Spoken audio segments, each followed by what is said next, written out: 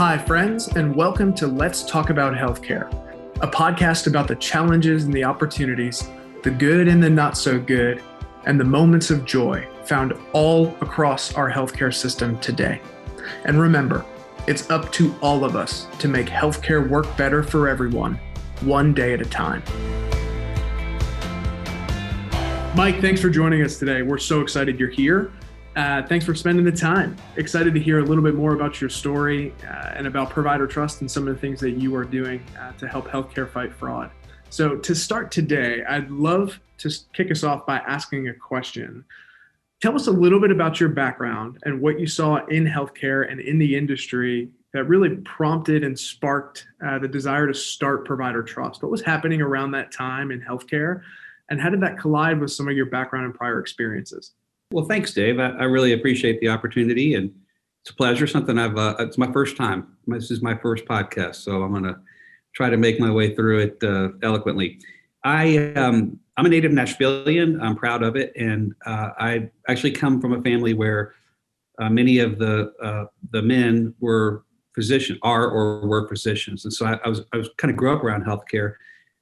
Played ice hockey as a kid, and we would always go down with my dad, my brothers and I, to the doctor's lounge, and he would see patients in the morning, and then we'd go ice skate. So we were in our full gear in the doctor's lounge. So I grew up talking to doctors, and I actually, to be quite honest with you, I actually really wanted to be a doctor. But once I got into college, I realized that I couldn't balance an equation in chemistry, so that was probably not my calling. And I really was fascinated more with, quite honestly, with the Constitution. And I know that's sort of in the news these days with all the things going on up in DC, but I actually found it, I read a lot. When I would read a lot about the Constitution. And so for me, it seemed like law was more of a calling. And I made that decision, went to law school right out of college. And that was ultimately what I thought I'd do was litigate, which is what I did for about 5 years. And I really didn't like it. For my personality, I was more somebody who would like to try to find a solution for both sides than fight for one. And litigation's just a bunch of people that are mad at each other, not really trying to solve something. And so after about 5 years, it was apparent to me that it didn't fit my personality. At the time, I thought, well, what did I really like about my law background? And it took me back to kind of sort of the Constitution, if you will, which is reading something that was, meant to be a blueprint like a law or regulation would be, but then helping and advising a company or a person how to comply with it. And a lot of people really don't like that. But for people like myself, I found that it was the best way to match my desire to help people, my interest in the law, and the ability to think differently. So in essence, it was a desire to try to find a way to be more efficient, better informed, and find a way to work with people who were really cutting edge technology trying to solve things. When you look at kind of what ProviderTrust does today, fast forward to where we are and how I got here, it really was a perfect blend for me because we have 100 employees and only 3 of us have really ever worked in healthcare, and none of us actually are providers. We've been compliance officers, the 3 of us that come from this area, or in the legal side of things. And so when you have an interest in tackling something that's really not sexy, like the back office administrative compliance function, not generally the kind of things people jump up and down and say, I can't wait to go figure that out. It actually does provide, however, the ability to combine a legal background that I have, a desire to help, and work with some really interesting, smart people thinking of technology to make things different. So I think kind of in sum, that's sort of how I got to where I am today. And I love it. It fits everything I would want in the ability to, I jokingly say that I'm a recovering attorney. I keep my license, not going to lose it, but I don't really practice. And yet when I talk to my friends who are still litigators or, working in corporate law firms, they're so jealous that I was able to find my passion to work in a business, lead people, which is what I like doing, but also bring technology into an area to solve something. That's awesome and so cool to hear. When you think about the problems that ProviderTrust solves in healthcare and some of the problems that you've solved in healthcare, sort of throughout your entire career. What are some of the moments that stick out? What are some of the problems or the stories that stick out along the way that really help fuel or give you specific examples of how you get to live out that passion Sure. every day? What comes to mind? Well, actually, my grandmother comes to mind at first. My grandmother didn't quite understand the shift from being a lawyer to working in risk and compliance. And my first jaunt into that actually was a background check company that I co-founded and stayed for about 15 years working in. And we focused on bringing technology to make background checks, which were paper driven at the time, more of a electronic, digital, and using the internet. It was actually in 1995 that we started the company. That's the year the internet came out. So I'm dating myself. But we approached it by saying there's some real inefficiencies in the back office of doing background checks, and how can we be better at it, use technology, and give our client more of some free time to do the work they really needed to do, which was not chasing down backgrounds. And so from that angle, when I tried to explain to my grandmother, she kept saying, but you're like spying in the bushes on people. And I said, no, we're not actually spying on the bushes. For example, when you go to the doctor, don't you want to know that that doctor is properly licensed and actually went to the school that he says or she says on their diploma, is actually skilled and trained in the area you're seeking help from, isn't someone who's committed fraud and abuse against the federal healthcare program, et cetera, has a proper prescriptive license to under DEA. These are things that she didn't think about. Her generation, you just saw someone in a white coat and they were to be revered. Well, unfortunately, today, you have to check the backgrounds of people, and things do change even after you've graduated from medical school or nursing school, social work, whatever, and you could get yourself into problems that follow you and are public record and are need to know. And so from that perspective, she began to understand the value of, and then she's like, oh, well, I just assumed that was going on. Like, of course, people monitor to make sure they're licensed. I'm like, no, Grandma, they don't, or they didn't. In the 90s, that was not something that was done. You would do a background check, and that's probably the last time the employer checked their employee. And things can happen, and they can lose their license. They could get addicted to drugs. They could have sanctions and disciplinary actions across the country. They could move and start a new life and think it won't capture and catch up with them. And that's actually what the employer has to do, is to make sure that they're bringing the right people with the right skills and training. And so when you can apply that issue and problem and say, let's bring technology to help them comply with these complex laws and regulations that are always changing, that's the perfect blend for me to be able to do what I do from the advisory capacity and then bring technology to play. You mentioned something really interesting early on, which is ProviderTrust is it's either nearing or exceeded, depending on when you're listening to this, the 100 employee mark, but yet so few of your employees or team members have a traditional either legal or compliance or healthcare background in some sense.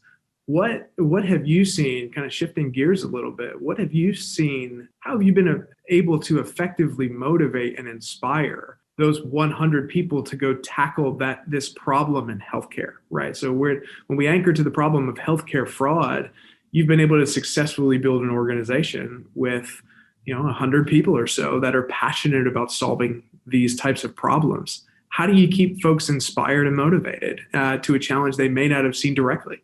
I love this question. And actually, for those listening, we don't have a preset of questions. I don't know what's coming my way. So I love that you picked up on that. And I will say that we at ProviderTrust, Chris, Andrew, and myself, who really founded this and want to have a certain type of culture and company that we do today, we're really, really religiously passionate about hiring positive people that really care about doing the right thing and have integrity. Now, those are buzzwords. People say that. We actually have a lot of teeth behind those.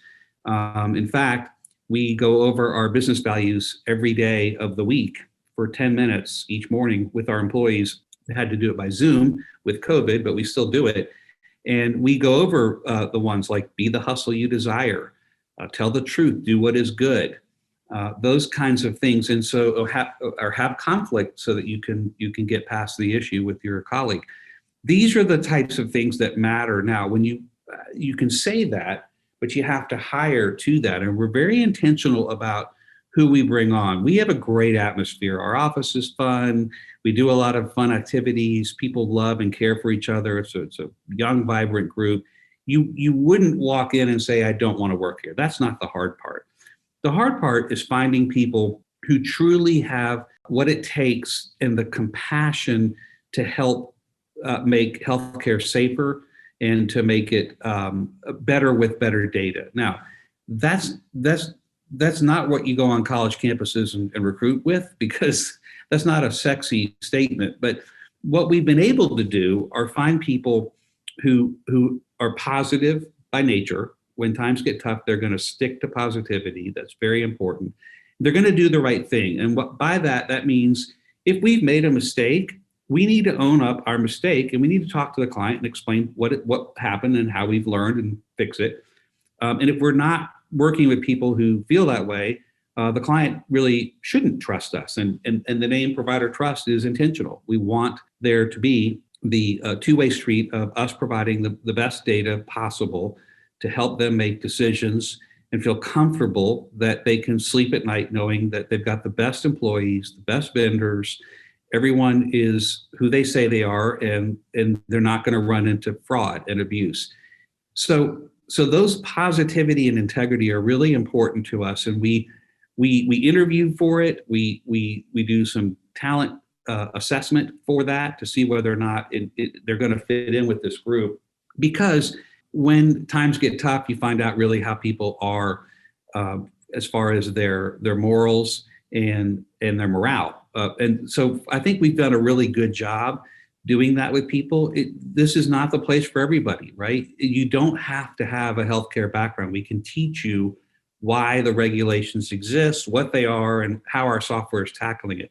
What we're looking for is something beyond that. I'm looking for somebody who wants to come in and challenge what we're doing and say, well, we could do that even better. If the goal is to make sure that all people get access to quality care, and we know, unfortunately, that the underprivileged, the poor, in disadvantaged neighborhoods sometimes are getting, unfortunately, the most fraud and abuse in their area. It's a forgotten area, and they're the recipients of care from people who probably shouldn't, in some cases, be practicing. If you don't care about that, you're not going to try to make the product better. You're not going to try to make the content in our marketing better, and you will really not enjoy working here. And that's the kind of combination that we look for, that I think the client at the end is the beneficiary. You really touched on it there at the end. How do you keep the patient centered? And in so much of what we do in healthcare and in the industry and in technology, it can be easy to get lost in, I'm sure it can, easy to lost in process, or easy to lost in, what we're building and some of the internal operations of any tech company that works in healthcare.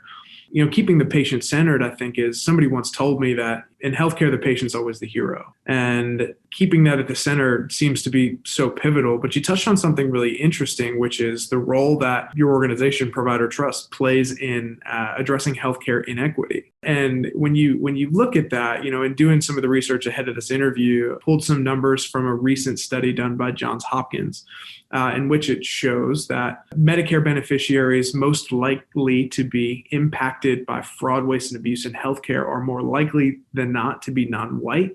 They're more likely than not to be disabled, more likely than not to be under 65, and they're more likely than not to be a dual enrollee in both Medicare and Medicaid. When you look at some of the insights like that, I'm curious, Mike, from your perspective, of what are some of the ways that you continue to try to keep the patient centered in some of the things that you do at ProviderTrust, both that you've seen from your vantage point, and then also you're an organization of 100 employees or so. How have you seen that be carried out across your organization in ways to really keep the spotlight on the patient, and also to use it as a way to highlight the role that your organization plays in addressing inequity in healthcare? Right. Well, this is where, for me at least, the background in law is interesting, because These laws and regulations exist for a reason. Unfortunately, not everyone should be working in healthcare, or just like we learned in the background check business, you may have a certain background. It doesn't make you a bad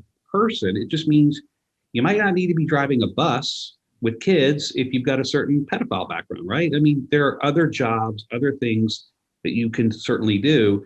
The same is really held true in healthcare. If you are someone who's willing to bend the rules as a provider, you're willing to either withhold scheduled narcotics that you're entrusted with providing as a nurse or caregiver to an elderly patient that's sedated or Alzheimer and won't know if they got it, and you don't have the integrity to care for that patient, and you want instead to feed your habit or whatever it is you're doing with those drugs, you don't need to be working in that area of healthcare. That's just not right for the patient, right? And they know it. And so what we typically see is, and let me say, when I said all of what I just precedingly mentioned, you're looking at 98% of the population in healthcare, and they are who they say they are. They're doing a wonderful job. They're working under very difficult situations. They've trained hard to get to where they are, and they're good, honest people. But 2+% that aren't can cause a huge impact, both personally to the patient if it's substandard care. It's fraud against the government, and this is tax dollars that we're talking about, right? People forget that CMS, which administers Medicare and Medicaid, is entrusted with, if not the largest, the second largest budget to the defense budget in the U.S. Economy. And so it's billions of dollars. And so what we see, unfortunately, is that organized crime and people that like to fly under the radar in a very bureaucratic organization such as CMS, they're going to do it. They're going to set up a shop on the street that's really a storefront, and it doesn't provide any benefit. It's complete falsehood. It's actually committing fraud and abuse, whether it's through drugs or improper care. There are cases, Dave, that we've blogged about. They're sickening. Physicians that actually did cardiac procedures on patients who had no heart problems so that they could bill for the most expensive procedures under Medicare. That's sick.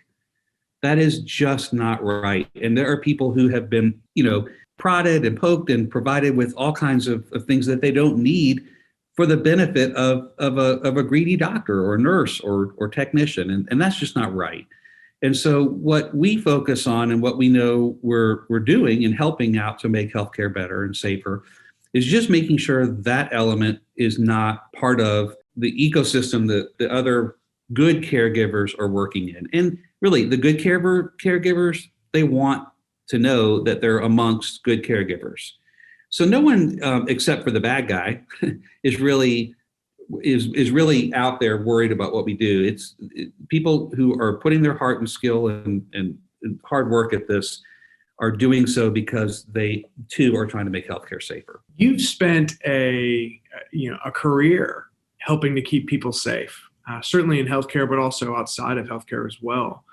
I'm curious from your perspective, with so much experience across so many different types of organizations, and the most recent certainly being in preventing healthcare fraud. What are the lessons that you've learned along the way about building organizations that keep people safe? What are some of the things that those types of ventures have had in common? What are some of the things that they maybe haven't had in common? What are some of the common threads that from you to look back over your experience? What are some of the things that you would call out and say, here's what I've noticed that continues to be true along the way?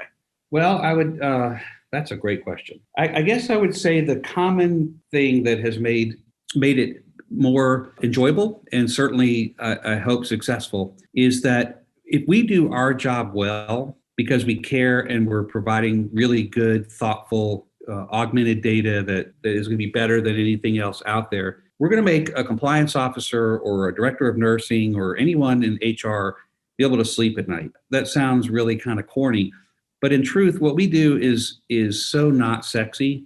If we could free up the time to allow somebody in compliance or HR to focus on the other things that matter inside their organization, that's a huge win for us. And so I need somebody who wants to do that to make someone else's life better. And the people that have succeeded, those that have grown in the organization, those that have started out in entry-level positions and ended up as vice presidents and directors of entire areas, that's the skill they carry. And they didn't know they had it when they got here necessarily, because they didn't come from healthcare and they took on an entirely new industry, but they knew at their core that they cared to make it safer and they cared about the life of the client enough to be around other smart people trying to do the same thing. Those are the people that grow and blossom. And those are the people that contribute, I think, some of the best ideas we've got. Some of the technology that we have has come from our own staff who said, hey, I was really thinking about, and what if we did this? And it's a really good idea. We're not supposed to have all the answers just because we founded the company, right? We're supposed to hire smart people who challenge what we're doing, who pay attention to what's going on in the market, and who want to make the product better. And that's what we focus on. And so that's really, I think, our job as leaders of the company is making sure that we find those people and let them just shine. Let them bring their skill set to play and do what they do best. That's what we're hiring them for. What are some of the moments, certainly within your time at ProviderTrust, but even beyond, when you think back about your career, and it's a play on the last question I asked, which is you've spent a career keeping people safe. What are some of the things that you are most proud of specifically along the way? What are some of the things that stuck out and you're like, my goodness, this is, if I was writing a resume right now, this is the thing that would go on it, right? Like what are the things that stick out in your mind as after a career spent keeping people safe that continue to be moments that you reflect on and say, yeah, I'm really proud of that? Yeah, wow, that brings a smile to my face. Thankfully, by the way, I haven't had to put a resume together. I've decided to be my own boss and build my own companies, but that's not something that's easy to do, nor do I recommend for the faint-hearted.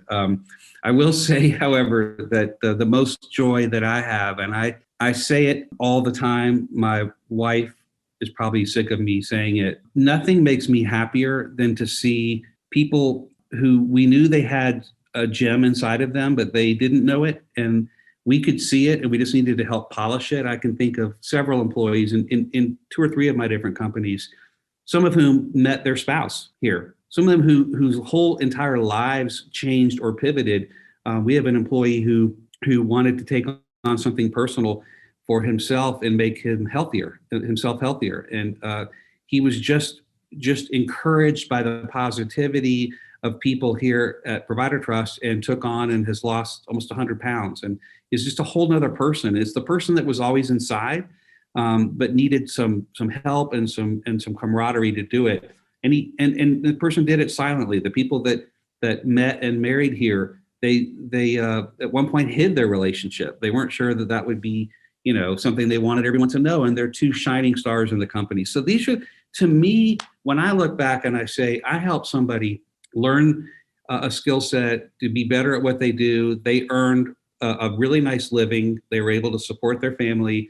When the company was sold or merged, they were able to participate as an option holder. And I've had people come up to me 15 years from my last company saying, I sent my kid to college because of the money that I made owning options in this company, or I bought my child's first house. That to me, forget that we make healthcare safer and we're in the ongoing monitoring business. That's what pays the bills. That's what we do every day. At the end, it's about really impacting people's lives to where they themselves are proud to say, or someone comes up to me and says, I know one of your employees, they go to my church and they have never been happier. To me, that's what it's all about. That's really well said and really cool to hear.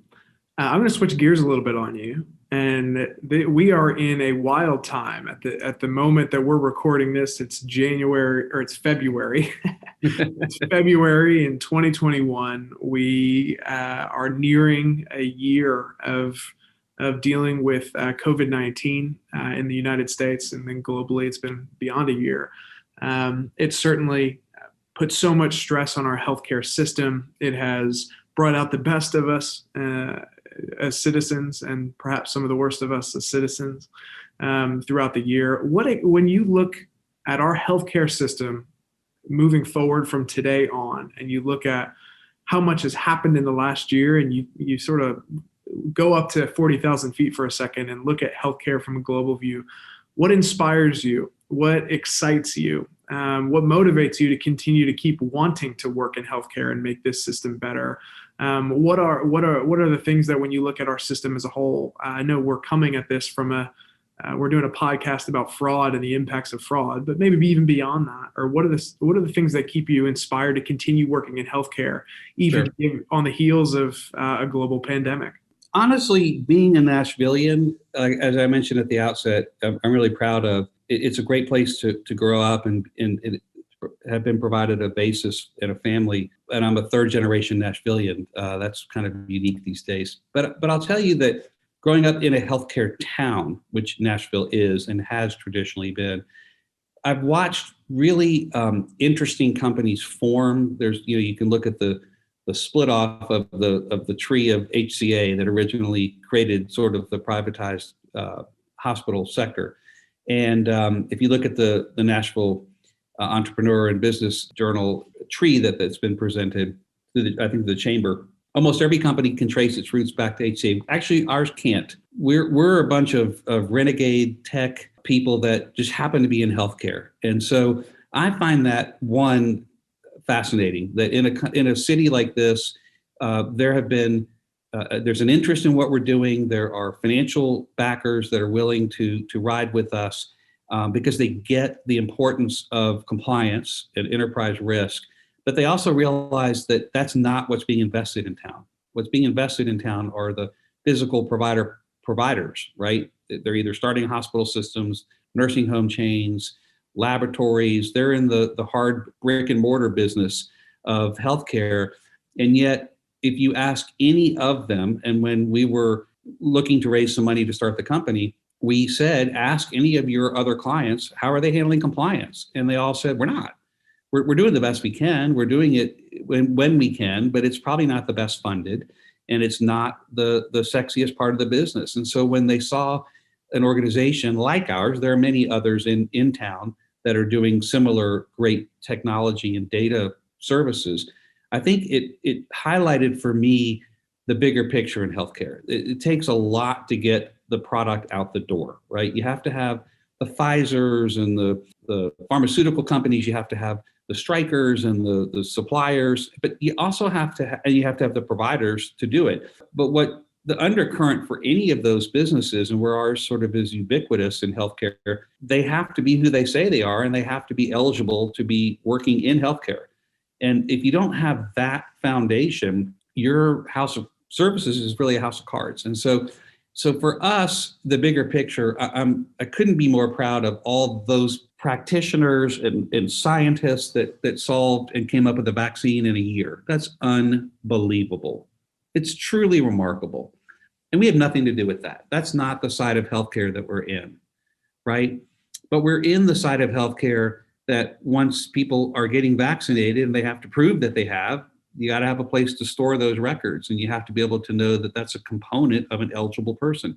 We're proud to be a part of that. So from a 10,000 or 40,000 foot view, I really feel like the things that the technology sector are doing to make healthcare better is good work. It's not hero work. It's not sexy work, like I've said before, but it's when you explain to somebody at a cocktail party, when we used to get together with people, what you do, they're like, oh, never thought of that. Sure, I just always assumed that was going on. We can't assume that when there's fraud and abuse out there. And that's what our job is, to make sure that the right people are in the right positions. I've got two more questions for you, Mike. The first one is totally switching gears. What's the last thing you read that inspired you?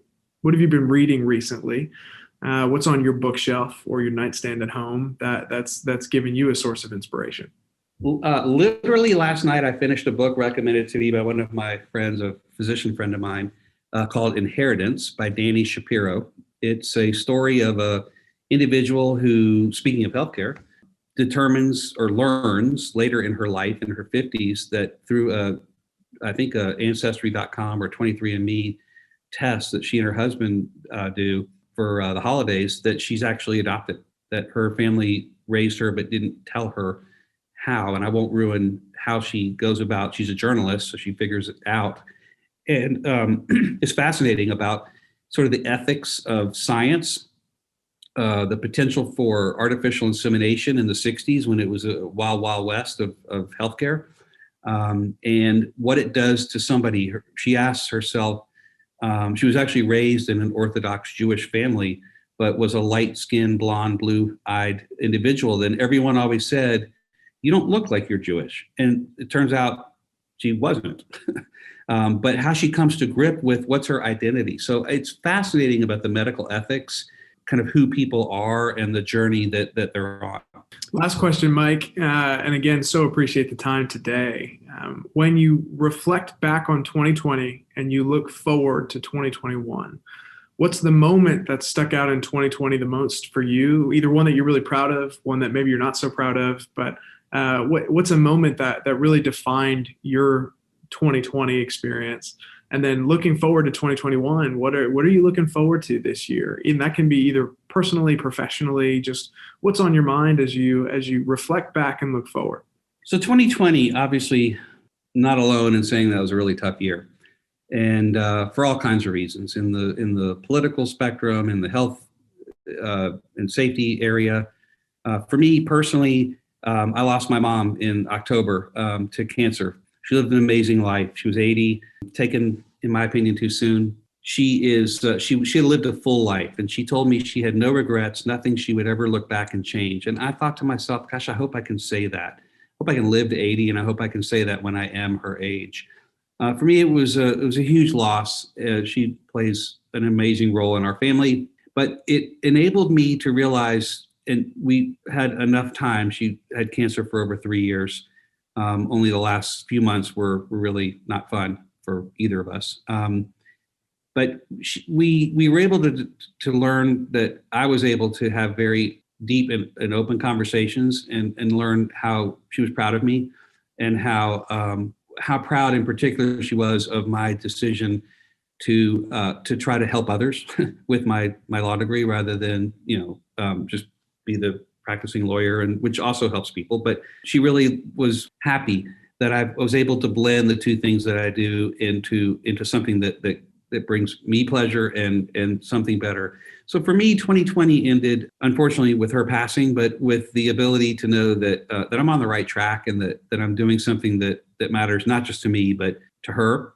For 2021, I hope we get back to being able to see each other. Like, we're doing this over Zoom, and we're both in the same office, just in different rooms, so we don't have to breathe on each other. And that's sad. I'm looking forward to getting back together with our team. And I hope that the culture that we've been able to try to uphold during this time away isn't a step backwards, but we can really just sort of pick up where we were. We've got some really cool things going on, some great technology. We're really focusing heavily on the vendor enrollment space. And we feel like that's an area that really has been ignored, if you will, in healthcare. So we've got some really cool things we're working on, and a great team that are trying to achieve it. That's awesome. And so appreciate certainly your honesty and your just inspiring look to the future. Mike, this has been wonderful. Can't thank you enough for taking the time, spending it with us. We're grateful certainly for your leadership, for your wisdom, and just for your continued inspiration that helps educate us all on certainly not just the impact that fraud can have in healthcare and how we all play a role in making sure that we can keep it safer for everyone, but also just in how we treat each other and the role that we can play as teammates, as colleagues, and certainly as organizations working together to make our system safer, more equitable, more accessible, and just a better experience for all the human beings that it touches. So, Mike, absolute pleasure. Thanks again for the time. And with that, we'll catch you on the next episode. Thanks for listening to this episode of Let's Talk About Healthcare. Remember, it's up to all of us to make healthcare work better for everyone, one day at a time. Catch you next time.